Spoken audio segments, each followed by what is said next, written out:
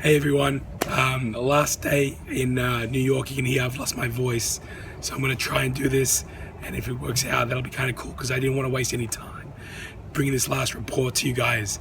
I just spent the last 3 days with Jimmy DiResta. It was an incredible experience. You might have seen some of the videos I put up of the workshop.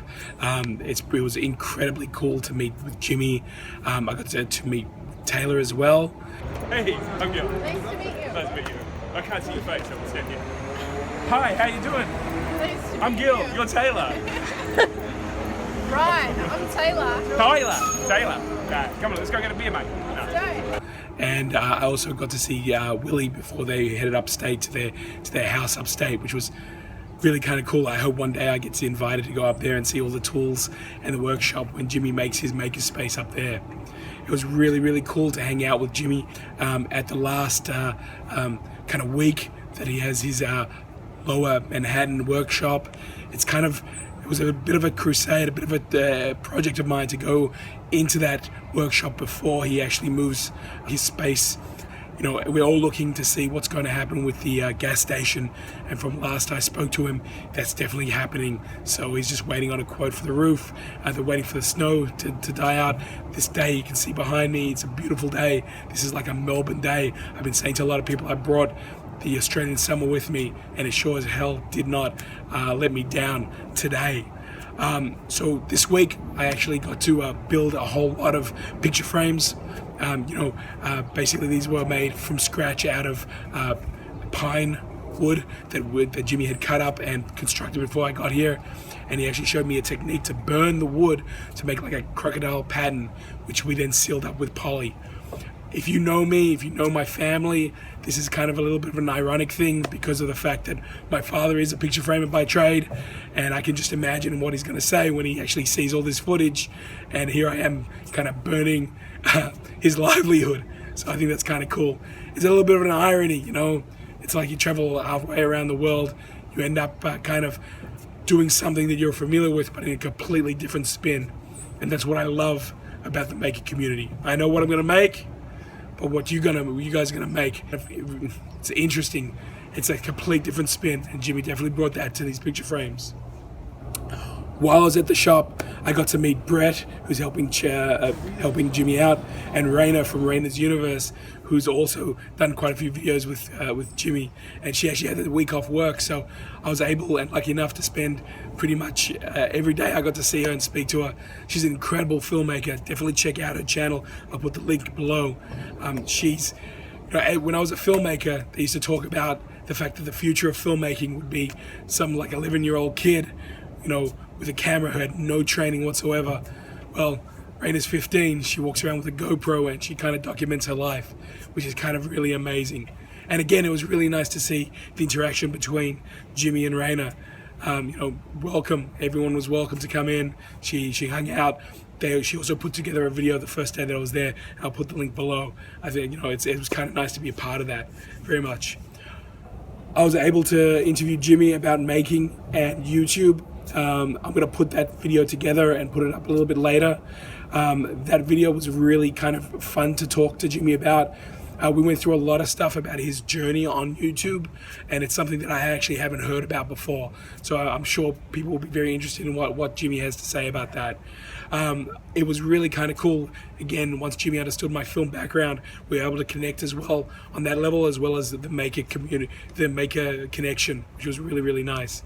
Jimmy also was able to do a quick interview with me, and I'm looking forward to seeing how that comes out in the video log. One of the nicest comments that Jimmy had actually made to me was, he asked me how I describe myself, and he came up with a jack of all trades maker, which I thought was very, very humbling. I don't know if I'm actually at that point yet, but it's definitely something to strive to. So that was really kind of cool. When I was actually at the shop, I was able to explore the CNC mill quite a bit. I've got some footage which I'll show, but Jimmy's got a ShopBot, which is an incredible desktop CNC mill. I've been working on my XYZ mill back home. I'm really inspired to go and finish that off and be able to see what I can come up with, especially after spending these last 3 days seeing the really kind of cool stuff. Brent had actually made a hot stamp which he was able to finish the day that I was leaving, and that came out extremely well. I'm saying extremely a lot. I guess it's the only word I can get out right now, but I want to explore more materials, more different methodologies. I was seeing people work with leather. I'm looking forward to being able to do a little bit of that as well, and see if I can start kind of not emulating but growing on the skills that I was able to be taught while I was at the shop and introduced to. It was really, really kind of cool. So what I want to do is just kind of, before I finish this off, is just a huge shout out to Jimmy DiResta for hosting me these last 3 days. The openness and sharing that he was able to, the sharing he was able to offer, and just openness.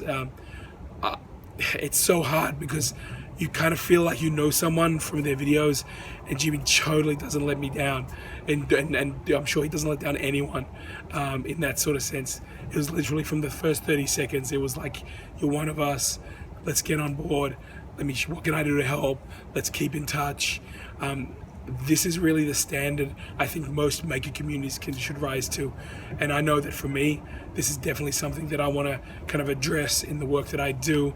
I've been told that I'm very open and very giving, but I think there's definitely room to improve that. And again, this whole trip has been pretty amazing in that sense. Okay, that's it. Jimmy, thank you so much. People were dropping in and out throughout the time I was there, and everyone was held to a level of respect to whatever skill they brought, and it was really amazing to see. Look, if you like this video and you're interested in what I did here, please subscribe. I'm still working on getting 100 people so that I can get Gil Poznansky on YouTube. It sounds, when I first thought about it, I'd be like, I'll do that in a day, and boy, it just shows me the people who have made a community here. It's a bit of work, but I'm working on it. So if you can, please help me out on that.